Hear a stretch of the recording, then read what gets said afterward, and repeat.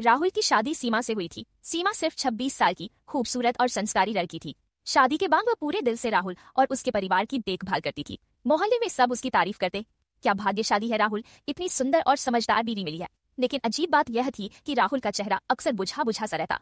वह काम से लौटने के बाद देर तक खिड़की पर खड़ा रहता, रात को नींद में करवटें बदलता और कभी कभी आंखें नम हो जाती। सीमा कई बार पूछती, राहुल सब ठीक तो है, क्या मैं कहीं कमी कर रही हूँ? लेकिन राहुल हमेशा मुस्कान बनाकर कह देता, नहीं सीमा, सब ठीक है।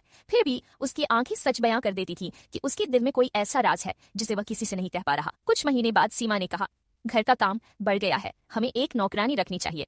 राहुल चुप रहा, मानो किसी गहरी सोच में डूब गया हो। अगले दिन दरवाजे पर दस्तक हुई। सीमा ने दरवाजा खोला और सामने खड़ी एक युवती को देखा। सर पर दुपट्टा, चेहरे पर थकान, लेकिन आंखों में गहरी चमक। सीमा ने मुस्कुराते हुए कहा, काम चाहिए, अंदर आओ। लेकिन तभी राहुल दरवाजे तक आया और जैसे उसकी सांसें थम गई। सामने खड़ी लड़की कोई और नहीं बल्कि रिया थी, उसकी पहली मोहब्बत। दोनों की नजरें मिली और पल भर में जैसे अतीत की सारी यादें ताजा हो गई। सीमा कुछ नहीं समझ पाई। उसने सहजता से रिया को काम पर रख लिया। आगे क्या हुआ जानने के लिए देखें पार्ट 2।